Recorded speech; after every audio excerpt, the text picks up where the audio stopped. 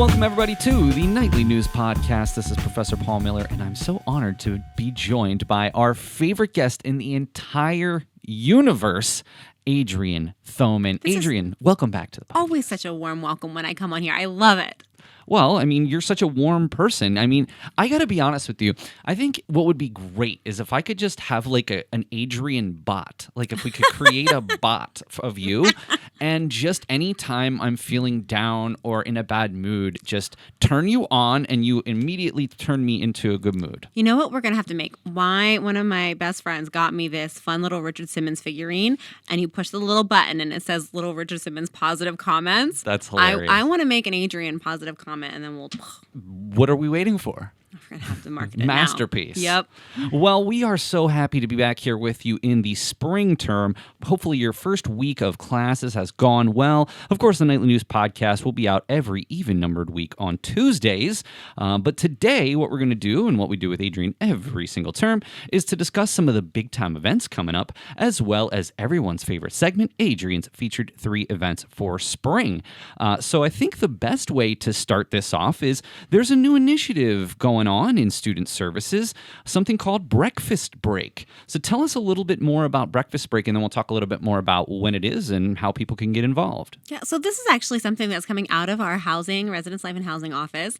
Lindsay Garber, our director, is trying to find ways to connect with students and just fun ways to make their experience special here at the college. And she is going to do this fun, I don't know, the name might change slightly. I'm not quite sure of that. But the idea is that housing students, as they're walking past the housing office to class, we're going to be there ready to give them coffee or a snack or a treat or something just to kickstart their day and start it with a smile. I think one of the most unique things that we do here versus, maybe other institutions is the fact that this sort of seems to come out of the pancake breakfasts that you do in the lobby on occasion, which I think is so cool. And I even remember the last time you did pancakes, I walked by twice, and both times you were like demanding that I take a pancake. Now, I didn't. I have in the past, of course, but I didn't. But just the fact that, somebody who's running late for class, grab a pancake. Mm-hmm. Or in this particular case, they're walking to class, here's a coffee, here's a sandwich, or whatever it is that the menu is going to be. I think that that's really, really cool and unique and something that really makes Central Penn a little bit different than a lot of other institutions. I mean, think about it. You're tired, you're sleepy, you just woke up,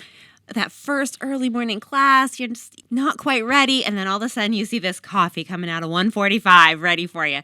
It's going to be great. So that will be in Suite 145, so keep that in mind as you're walking to class.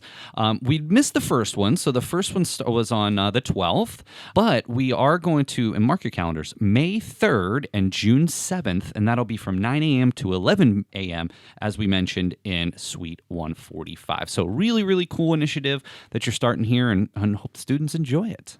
Kudos to Lindsay. She's the mastermind, so I want to give her props. Few other things that we want to have the chance to talk about before we do get to Adrienne's featured 3 events. Something that I know is very, very important to you, and that would be Petapalooza that's coming up on May 20th from 11 to 3 in the Quad. So first talk a little bit about what Petapalooza is, maybe how Central Penn got involved with it, and why it's so special to you. Petapalooza is only one of my favorite days on campus because I am a huge pet lover, and this is the day when all the babies are here on campus, little fur babies. Petapalooza is a really cool event. I was lucky enough, the very first year that it was hosted here was actually because the site that they were at, they had done some construction or repairs and they weren't able to use it. And I had actually had a connection with the woman that was chairing the event at the time, and she reached out, hey, what do you think about Central Penn? Yes, please bring all the puppies, all the kitties. I would like this to happen.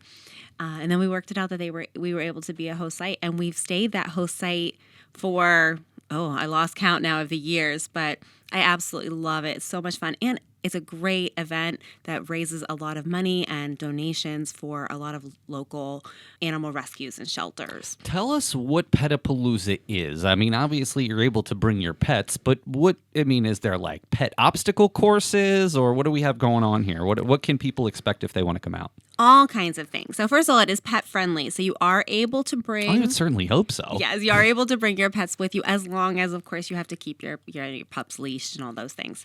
But we'll have the shelters are typically there represented. There are pets that are going to be on site that you can love up and snuggle. There are also vendors that have pet products, so homemade little biscuits and treats and fun little. I think the one was really cool. It was like a pet photographer that took these amazing pictures of pets. So all kinds of different stuff. They had I'm going to probably word it wrong, but like a dog lore course that you could put your like dog an obstacle in. course. Yes, they could like run I was around just and making do that up. And no, here for there's real. an obstacle course all along. There's all kinds of fun stuff, and it really is such a nice day. And it's very pet friendly. They have bowls all around. These are pet people obviously planning it, so it's a great day. I had obviously last year in 2022 that our CPC gives back, protecting animal welfare, Project Paw, and it was really interesting and insightful for myself personally because I had the opportunity, and I know we talked about this, and I had Amanda Brunish on from the Humane Society, but it was eye-opening, as a pet lover myself. Now, I don't own dogs or cats, as you know, I love my guinea pigs, but as a pet lover, and somebody who honestly believes that having pets can seriously improve your mental health. 100% agree. Without a doubt. It really kind of changed my whole expectation. I've never really been a big animal lover until, these guinea pigs were introduced into my life. Of course, I've had dogs over the years and they were fine, but we never really lived in a place where it was conducive to having a larger pet. So it is amazing the impact that pets can have on people. And look no further than you. I mean, you've talked on the Pirate Lake podcast many times about, the impact that your dogs have had on you. But in a general sense, why do you think it's so important for animals to be such an integral part of our lives? Oh, well, there's so much joy that they can bring to us. It's amazing when you come home and, it could have been the worst day ever. And my little Sookie and Lucy, they don't care. They're there to cheer me up and be sweet and dear as they always are. And just lick you to death. Probably. Oh, absolutely.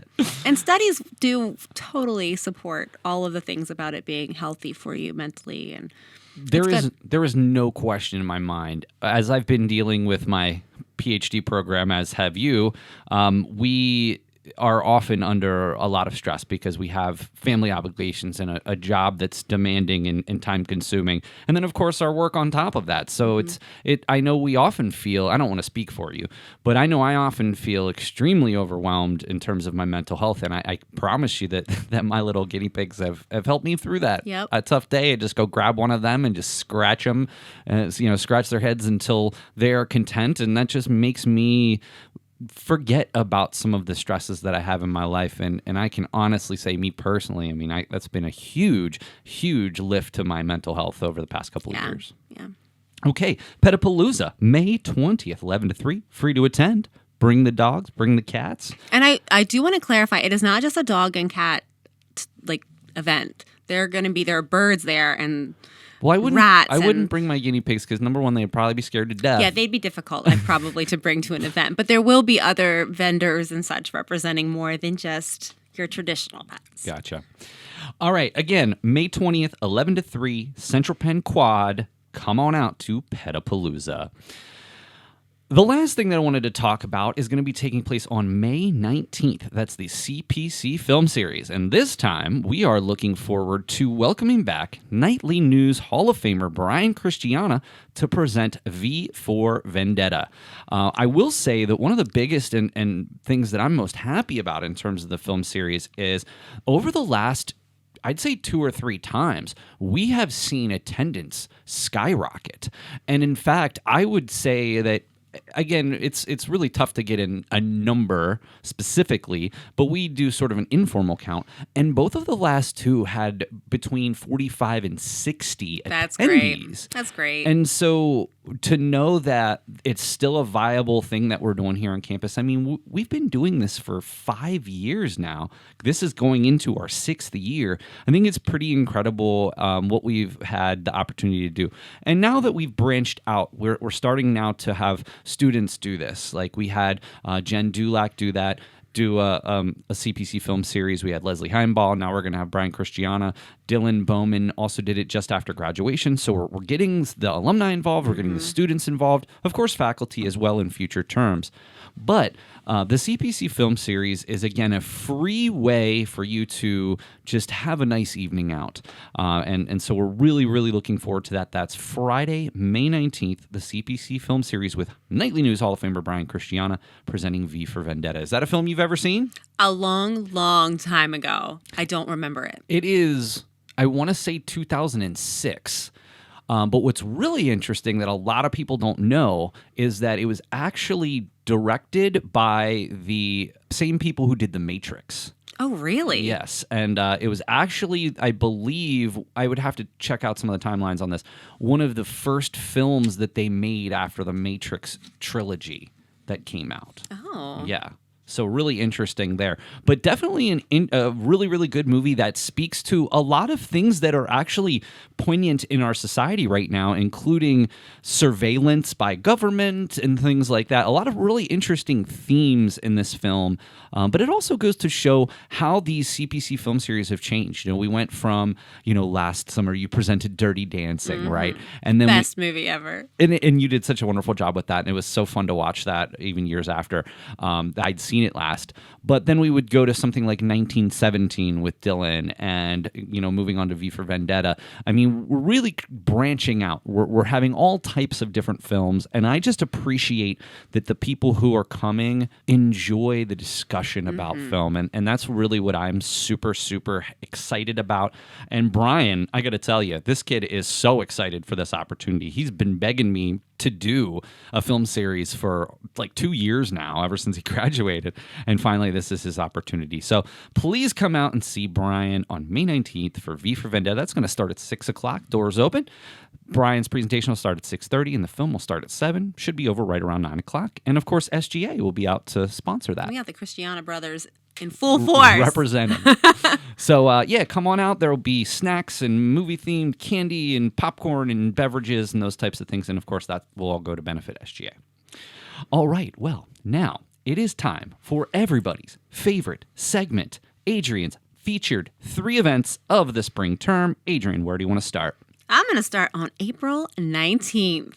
Now, this one, believe it or not, it feels like COVID. I know we're still dealing with it a little bit, but it feels like it's somewhat in the past, at least starting to. Let's hope so. This event is actually one that we have not had on this campus since prior 2019. to. Yes. Wow. It was the last year we did it. And I'm so excited to bring it back. This is our Green Team Lawn Party. We have a sustainability committee here on campus. So this is one of the big events that committee puts on. And it's all about eco-friendly habits, recycling. We play recycle pong, and we do a little fun tie-dye, and we do a graffiti art project. We found some, I don't want to say recycle, but just unused construction materials out of our facilities office that they found. And we create each year a unique, spray painted piece of artwork that gets displayed on campus. So this will be another addition to our little gallery. And of course, I'm sure you'll have food and snacks and beverages and all types of things like of course, that. Absolutely. And hot off the presses, our public safety officer, Jordan, and his dad are going to perform. That's really interesting because when Alexa was here, she was really interested in covering music. And that's one of the goals that she had. And she, for the longest time, tried to interview Jordan about his music playing. And he was always very shy about talking about it for some reason. Really? So she actually tried to interview him a couple different times and it just didn't all work out. But as she said, every time she tried to talk to him, he was very just you wouldn't even know that he was a musician because he just didn't like to talk about it. Wow. So I find that really interesting that now he's ready to play for our campus community. Did you hear him the last time he was here? I believe I did, and he was unbelievably impressive. So, again, Green Team Lawn Party, that's going to be on April 19th from 2 to 4 in the Quad. Fantastic. All right, what is event number 2 on Adrienne's featured 3? One of my favorite annual traditions is always our Women's Leadership Retreat. I love having the opportunity to share those 3 days, 2 nights with some amazing women here at Central Penn College, our students. We facilitate this leadership retreat where we literally climb a mountain. We do high ropes and horseback riding, and then we invite lots of guest speakers to come and share with the girls. So very, I would say, fulfilling experience. And I'm excited to offer that again. Ladies, sign up. It's time. And of course, any of these things you have questions about, you can always reach out to Adrienne to give you more information. But I did want to talk about this because this is at Camp Hebron. And I've always heard about it. I know you've been doing the retreat there for many years. But I finally got to go there over the summer because Dylan Bowman was interning there with Camp Hebron. He was their videographer. And I got to go up and did a site visit, and he showed me around the whole entire place. And this place is so amazing. I wish I had the opportunity to go up a bit more frequently because it is just, it's like out of a storybook. It's so beautiful and serene and peaceful. It's really quite awe-inspiring, I think, is a good way to describe it. And so I really hope that the ladies here on campus take this opportunity because, again, it's like, talk to me a little bit about the cost associated. Good point. It is 100% free. So we cover the college covers all of the costs. There's no charge at all. It includes your t-shirt, your program, your food, literally all expense paid. We transport you from campus to Camp Hebron and back, so everything is taken care of. All you have to do is just go there with your eyes and ears open, ready to learn and be engaged and have a great time. Now tell me a little bit more, again, I know you've done this many times, but tell me a little bit more about some of the reflection that some of the attendees have had in the past in terms of what they thought about the experience, not only right after, but maybe down the line. So every year is a little bit different always depends on the group dynamics of what exactly their girls get from it. We have a different theme every year. This year it's going to be Shatter the Glass Ceiling. And the feedback, even the girls that, maybe weren't so sure about whether they wanted to come or not, it's been exciting to hear them after the fact. Oh, I'm so glad I went. Like, I'm coming next year, like once you get them there that first year and they know, all right, this is a beneficial time, then they always enjoy it. This may be a little early into planning, but can you provide a preview of what someone could expect if they wanted to go to the Women's Leadership Retreat? So Friday night, we're going to have the amazing Dr. Linda Federizi come and join us for a really cool team building icebreaker activity. We're going to be doing that first night and throughout the weekend. Saturday, they'll have the option between horseback riding or high ropes. You couldn't get me on a horse. No? No. Could we get you up the high ropes? Probably not. I mean, you literally have to scale like a telephone pole. It's very scary. My heart's beating because I have to do it with them. I'm not gonna. I need to walk the walk. So I would probably pass on something like that. So they get horseback or high rope on Saturday, and then anything Saturday evening? We do, one of the very special things that we do is a talent show. So all the girls in one way or another will share some kind of talent. They can collaborate together. They can do their own thing. We've had poetry recited. We've had theatrical performances. We've had musical numbers. We've had dance numbers, all the things. And then Saturday night, you're going to bring out your projector and your large blow-up screen and watch Dirty Dancing, right? Maybe, no. And then Sunday? Sunday, basically, that's our final day, so we do kind of closing activities. That's the day that we hike the mountain. So beautiful there, and I really hope that everybody out there takes the opportunity. The Women's Leadership Retreat on April 28th through the 30th. All right, what's the final event on Adrienne's Featured 3 for the spring term? I wanted to give a shout out to our Armed Forces Association. They're going to lead a movie night on May 5th. They're going to be showing Dog with Channing Tatum. Love this movie, so good. And they're going to be having, for those of you that haven't seen it, it is a story of a veteran returning back to the States and then kind of getting adapted to life back home. Obviously, it's called Dog. The dog is going to play a key role in that process. But doesn't it have to do with the animal helping with his mental health in at least a portion of the movie? Yes. So it speaks to what we were saying earlier. Absolutely. And the dog itself was a veteran, was in war. So it talks about, it's so interesting. And then they're going to actually have, I think, a panel of speakers that are going to help to present on the topic as well. So it's going to be pretty insightful, I think. Awesome. All right, that's the AFA movie night featuring Dog on May 5th from 6 to 9. Let's give a quick recap. Though we missed the week 1 breakfast break, stay tuned in future months on May 3rd and June 7th from 9 to 11 at Suite 145, the breakfast break from Student Services. You can also check out the Green Team Lawn party on May 19th from 2 to 4 p.m. And we will also keep your eyes out for the Women's Leadership Retreat on April 28th, 29th, and 30th, followed by the AFA Movie Night featuring Dog on May 5th from 6 to 9, and of course, Petapalooza on May 20th from 11 to 3 in the Quad. Again, also CPC Film Series the night before Petapalooza, actually, May 19th at the theater at 6 o'clock, featuring Brian Christiana presenting V for Vendetta. I think that should about do it, right, Adrienne? Sounds good. And as always, you can check out, Adrienne sends out a weekly email with the updated schedules of everything going on, so you can always keep up with that there. Or if you go into your Outlook, you can check out the student activities calendar. Absolutely. All right. Well, hey, Adrienne, thank you so much for joining us today and sharing all of the wonderful things that you have coming up this term. Thanks for the invitation. I always enjoy being a part of this podcast. Always my pleasure. All right. Well, that's going to do it for this episode of the Nightly News Podcast. Special thanks go out to everyone's favorite guest, Adrienne Thoman, for joining us today. So thank you so much, Adrienne. And this is Professor Paul Miller, and we'll see you again next time on the Nightly News Podcast. Hello, my name is Darren Green. I'm a major in communications, and you're listening to the Nightly News Podcast.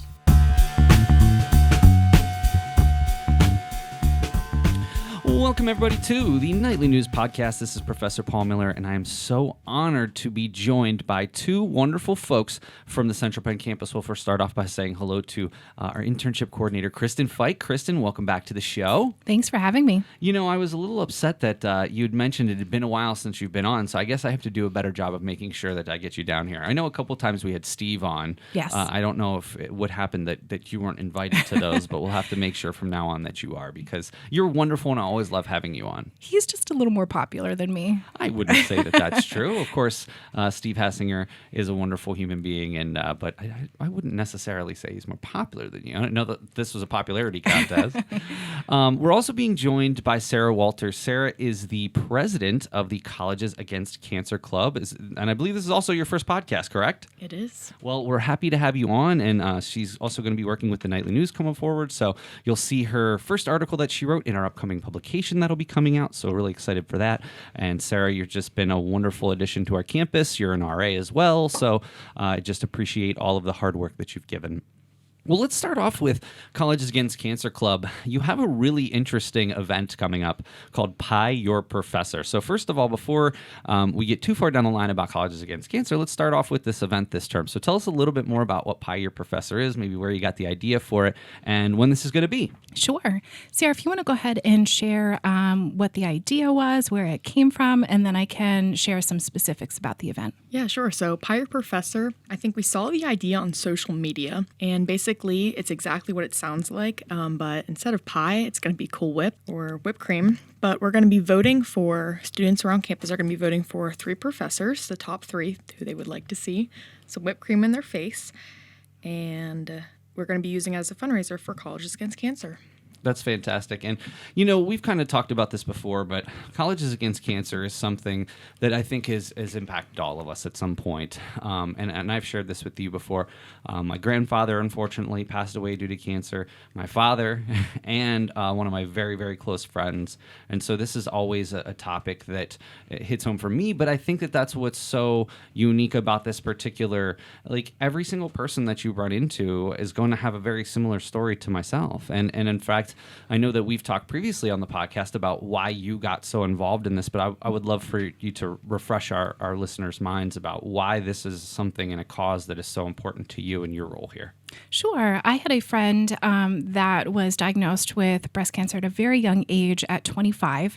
And at the time, I had worked with her at a previous institution. And her being diagnosed at 25, her mission was to educate other young women that you can get breast cancer at a young age. So that was her mission. And she got me involved in that. She got me involved with the Making Strides Against Breast Cancer Walk, which is a huge event in October on City Island with the American Cancer Society. And after she passed, unfortunately, after 7 years, she had metastatic breast cancer, which means that it spread to other parts of her body. Unfortunately, she had passed. So at that point, I thought, you know what, I'm just going to continue it for her. And when I got here to Central Penn, that's when I decided to become an advisor of Colleges Against Cancer, really to get that awareness out on campus, not just about breast cancer, but any type of cancer. And Sarah, obviously, you're still technically in your first year of being here at the college, but you gravitated to Colleges Against Cancer almost immediately. What was it for you on a personal level? To what extent you want to share that? Yeah, so in middle school and high school, I was very involved in Mini-Thon, which correlates to Thon at Penn State. And this was the closest thing we had to anything like that. My grandma has survived cancer 4 times. Oh, wow. Yeah, so it's very, anything with cancer is a very big deal to me. I really like to support anything with it. So I immediately wanted to join Colleges Against Cancer, and Kristin's a great person, so I was like, this is the club for me. What I find really interesting about most of the organizations that support cancer research is that many of them are 100% of funds raised go directly to research, and through different organizations they sort of fund the nonprofit. And I'll give you an example. One of the most wonderful times of my life that I remember was I had an opportunity I won an experience through ESPN's V Foundation, and it was for our first anniversary, my wife and I, we got to go up to ESPN and we got to meet all the people and we got to be behind the scenes. But the reason, and it was very expensive, but the reason that I didn't mind that time supporting that cause and spending that money for that experience was because it went to the V Foundation. Mm-hmm. So the V Foundation is a nonprofit organization that is actually run by ESPN. And so they, as part of their mission, pay the administrative expenses through their budget. And that 100% of all money that came in goes directly to fund cancer research. And so I do think, and trust me, I work with a lot of different nonprofits. I push my students to work with nonprofits. Mm-hmm. I do think it is important to understand where your money is going. Now, I also understand that there's a lot of nonprofits out there that cannot do that do need some of the money that they bring in to support some of the administrative functions, or they wouldn't be able to exist. But a lot of the cancer-related nonprofit organizations are supported and funded by some of these organizations. So I think it's important to keep that in mind as well. So tell us about some of the fundraisers that you've done for Colleges Against Cancer previously and some of the organizations you've supported. Sure. Well, the American Cancer Society is the largest organization that we fundraise for, because Colleges Against Cancer is a spinoff from the American Cancer Society. So we support them throughout the year. We most recently just had Daffodil Days. So Daffodil Days is extremely popular fundraiser where people can buy daffodils and tulips, to have, blooms in their house in a vase, or, plant them in their garden. So the American Cancer Society does that fundraiser because they do it in the spring, because daffodils, and tulips are some of the first flowers that come up. So it's a sign of hope, which equates to a sign of hope for cancer. So that is actually our largest fundraiser. We just sold $500 worth of flowers. Awesome. Yeah. And that will all go towards the American Cancer Society, specifically Relay for Life. So our Pie Your Professor fundraiser, that is also going to benefit Relay for Life, which means that it's going to span across different types of cancers. It's not going to be one specific, and it will benefit different types. And it will benefit awareness. It will benefit patient advocacy programs like, rides to treatment, like wigs, if you need that, if you lost your hair. So it's just a wonderful organization to be a part of. That's so awesome. And of course, being in the area where we are, there are a lot of different hospitals, even just down the road from us, that do treat cancer patients. And so even on a local level, you can see the impact that these fundraisers that you do and this advocacy that you do really does pay off.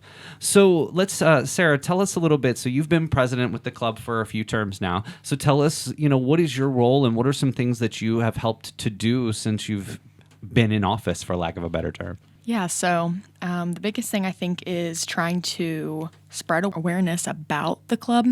A lot of people don't know much about cancer unless they had a loved one who was affected by it. And I think the biggest thing is a lot of people, specifically breast cancer, is they don't think they can get it at such a young age, or it's only females. And I think just talking about the statistics for it is really important.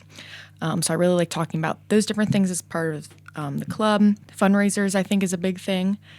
Any big fundraisers coming up this term, other than the Pie Your Professor? We haven't talked about anything past Pie Your Professor. I'm really hoping that's a big fundraiser. I think it's going to be really exciting to see some professors get pie in the face. So We are really hoping that this will be a fun event, just something fun for our students and faculty to do together while benefiting, a great cause at the same time. So students will be able to donate a few dollars to vote for a professor. And like I said, those top 3 voted professors, they are the ones that will get pied. So I'm really hoping that professors are in on this. I hope they will volunteer. I think what's really interesting, too, is just to sort of change gears just a little bit, is some of the unbelievable progress that has been made in cancer research just even in the last half decade or so. We see certain types of cancers, survival rates are constantly improving, and those are the types of things that we see. Since you're probably much more knowledgeable about this topic than me, can you tell us some of the things that in the cancer research area that we've seen over the past, let's say, 5-10 years? Sure. So most importantly is the fundraising dollars that they're using. They have more campaigns out there, which means more awareness. Like specifically with the Fill Your Boobies Foundation that we work with, that is geared towards women under 40. So our college age women here, it's most important to get the awareness out to them so that it can be detectable early. So you have, a better chance of it getting caught, a better chance of not having to go through as much, aggressive treatment, and a better chance at survival. That's so fantastic.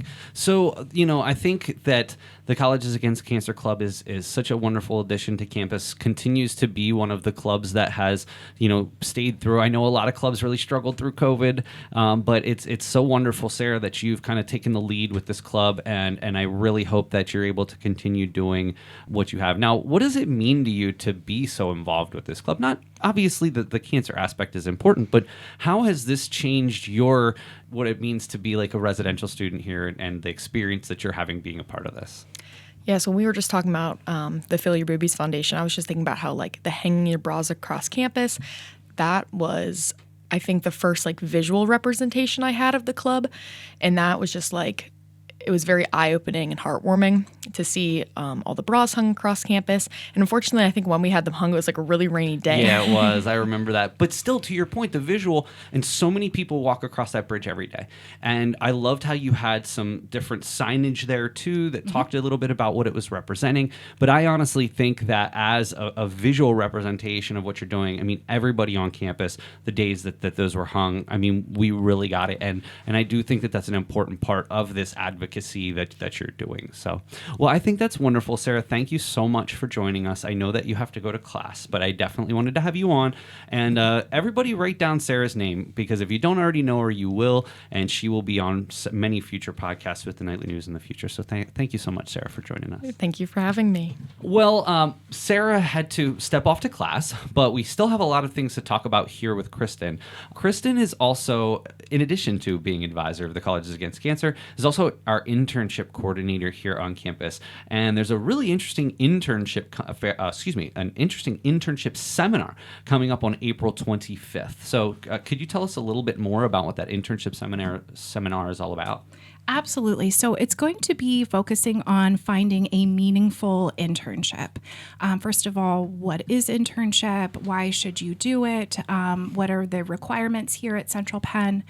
When are you eligible? How to find an internship? Just everything that goes into the process to find a meaningful internship that is related to your program. There's a couple things that I like to share about internships, because I do oversee the internships in my area, but we work pretty closely together, especially if you hear things coming up or I have folks who are looking to develop internships. And there's a few things that I think are worth noting, especially if you're a student who's getting, in your last year or so and you're really starting to think about this. The first thing is, this is number one question I get: can I find my own internship, or are you going to find one for us? Now, in terms of my area, we do have a lot of options. We have a lot of established relationships with a lot of different organizations in the area. Off the top of my head, I think of the the Harrisburg Riverboat. And we've sent multiple interns there. So I think it's fair to say that if you're not really sure, we do have a list of options that we can hopefully place you at. That being said, I do think it's worthwhile for students to kind of venture out on their own and see what's out there for them. Now, the second I get is, so we have some students who don't have transportation. So the first thing I want to say is, if you can find an internship in downtown Harrisburg, there is a bus that picks up right on campus, drops you off right in downtown Harrisburg. Yes. So I've had a lot of students take that. Of course, you can find your own ride if you like, but there are also some opportunities here on campus. For example, athletics has an internship that would be working with me, and there are several other internship opportunities available on campus as well. But one of the things that I do point out is a lot of internships with companies do happen in the summer months, which, because we have a different schedule here, can sort of impact the ability, because for many that might cross two different terms. Can you talk a little bit about how an internship could work within that if a student does have sort of a May through August internship? Sure, absolutely. I deal with that all the time. Thankfully, we have a lot of flexibility because we are on the term schedule.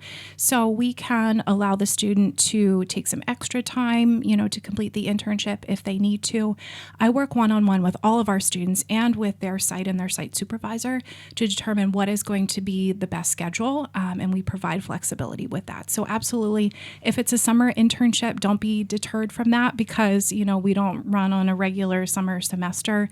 Absolutely, if you're interested, apply to it, and I will help you work through that process. And I think that that's worth saying because a lot of times, I'd say, and this is just a random guess sort of, but I'd say about half of my interns take an incomplete, and often in their last two terms, they're working on their internship, and because it doesn't start till a certain time, or maybe they weren't able to get enough hours, maybe the site was only maybe say offering 10 hours a week or something like that. But Kristin, here's the last thing. Let's say a student knows of a business in the area. It's really in line with what their career goals are, but that business has never had an intern before. How can either you or I help those people to kind of develop this internship program so these students can take advantage of opportunities that might be available? Absolutely. I deal with this on a daily basis because there are, internship opportunities everywhere. Absolutely. So because a student has interned there in the past doesn't mean, that you need to go to that specific site. You can branch out. Like you said, what your interests are. At the end of the day what you want to do. I'm just there to help you, along the process. So if a student comes to me and says, I am so interested in this company, but they've never had a student, I don't know how to approach it, I am more than happy to do that introduction. And I do that every single day. I will reach out to the company and say, this is who we are. This is a specific student who is interested in your company. This is why they're interested in you. And do you offer any internship opportunities? If not, would you consider it? And then, we just move through the process from there. So again, don't be deterred. If they've never had interns there before, that doesn't mean that they aren't going to. They maybe just haven't thought about it, or they haven't had someone like me to support them through the system. And honestly, if you are in that situation as a student, I'd say the best thing to do would just be to simply have that write a job description. I mean, that to me, like anytime I've worked with a site to develop a new internship, that's the first thing. Like, let me know what the job description is. Give me an idea how many hours a week. Are they going to have an area at the office devoted? Is it a remote position? And those questions also factor into if it's going to be a good fit for our individual students. So I do want to talk about probably the next most common question that I get. The thing with internships is there are a lot of different ways an internship could look. And a lot of students, and for good reason, want to get paid internships. However, not all internships are paid, and I do think that there are some advantages and disadvantages to paid versus unpaid. So let's hear your perspective on what would you do if a student comes to you and says, what is the difference between paid and unpaid, other than, of course, the monetary, compensation? Absolutely. I get this question I'm quite just checking off the boxes here of all the common questions. I'm sure you know that I get this question. When the student, approaches me, I have them think outside of the box and focus on the experience that you're getting and just take away the fact that it's paid or unpaid. Think about the experience that you're getting, how you are taking the knowledge and skills that you've learned in the classroom and you're being able to apply it to the workforce. and you have a site supervisor who is supporting you along the way. So that experience is just invaluable. Just take away that paid versus unpaid. And I understand, that students have obligations. They may have families, they may have jobs while they're on internship. So they may need to work out something, financially. Maybe they do need to get a paid internship. And I tell them, if you know that you absolutely need this, you need to start doing your homework early. You cannot come to me and say, oh, I need a paid internship to start in 3 weeks. That's just not going to happen. So if you know it's something that you need to plan for it early, and you need to start looking for those internships, because paid internships are incredibly competitive. Obviously, every college student wants one. So you're going to be competing against students from other schools. And I would also say that a paid internship is more like a job. There's a lot more expectations. There's a lot more tasks that you're going to be, so you're actually going to be doing a job. Whereas I almost say that an unpaid internship is almost more like an extended job shadow. Now, it's not to say that they're not going to have you actually doing things, because of course they will. But what I've found in some of the unpaid areas is it's more like sort of career exploration in a way. And I think that that can be equally as beneficial. So I worked 2 unpaid internships in my life, one in my undergrad and one in grad. Both places actually hired me. And so I want to, not to say that paid positions, paid internships wouldn't necessarily hire you on, but I also think that once you provide value and you show the value that you can offer, there could be a position open. And I'll give you an example back to the riverboat. We had a student who worked over there and did such an amazing job that she was offered a position. They created a position for her because of how well she did. And so those are the types of areas that can really be beneficial to you. For me, when I am looking with a student, I want to send my student to a place where they have a potential for employment. And that is what is most important to me. There have been times where I've kind of spelled that out up front, like, this is going to be a great experience, but you're not necessarily going to have employment opportunities after the fact. And so that's sort of another piece I think that goes into it is, is it worth doing an unpaid internship if I have a really good opportunity to work there? And I think that that's super important as well. Absolutely. Well, one more thing before we head to the close is something sort of revolutionary from the Career Services Department, and that is the transition to the Handshake software. So tell us a little bit about what Handshake is and how students can get involved. Sure. Handshake is a really popular recruiting platform that is utilized by colleges and universities. So there are thousands of schools across the United States and internationally that utilize it, and thousands of employers that post their opportunities there. So we had decided to move to this recruiting platform to really open up so many more opportunities to our students, both internships, part-time jobs, full-time jobs, not just here in Central PA, but across the state, across the country. So students are able to log into Handshake, create a profile about themselves specifically, major, GPA, their interests, the courses that they've taken, and then Handshake will kind of tailor their job search to that. They'll send you an email and say, hey, this position was posted based on your interest, here it is. This internship was posted, based on your interest, here it is. So again, it's just a great way for our students to learn about opportunities, not just here in Central PA, but across the state, across the country. I love this. I know Steve has been talking about this with me for years and I'm so happy to get on this platform. I just hope that students take advantage. But what's great is it's right on your My Central pen for students. There's a tile there. All you have to do is click on it. And I even, in some of the live reads that we've done for the games, you've already pre-populated a bunch of the information for these students. Yes. And also Handshake has an app, so they can download the app right on their phone and they have job searching right at their fingertips, which I think is awesome. I mean, that is absolutely fantastic. And I certainly hope that all of the students out there listening to this or the faculty members at least, give a shout out to this. I mean, I constantly shout out career services in my classes, I'm sure, to the point where people are like, all right, we get it already, Professor Miller. But I do think it's so important. And, this all goes back to, as I bring this all around, this all goes back to my experience in college. And one of the things, and I didn't realize this at the time, but one of the things that I really felt that I missed in college was integrating career services with my classes. Like I never had anybody from career service come into my classes and tell me about it and tell me what it was about. Or I didn't have any professors that like pushed us to go to a job fair or pushed us to go to this. And frankly, Kristin, I think that was part of the reason that I kind of struggled to get going right out of the gates in my career.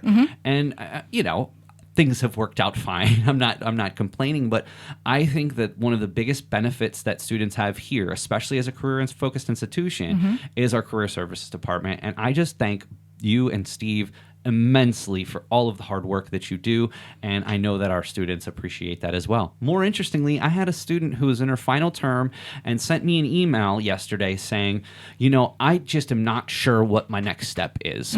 Do you have any advice? And I said, I'd be happy to chat with you, but you have 2 people in our career services office that are literally happy to help you try to figure out what the next step is, not only now, but even down the road. And I just think that that's such an important piece of this educational journey, is having that career support for our students, because it can be intimidating when you're looking for internships or you're in your last term or two, because, for many, it's like, yes, I'm glad I'm getting done, but oh my gosh, what now? I know. And you don't know what you don't know. Exactly. So if you've never been through this before, you don't know exactly what to look for and when.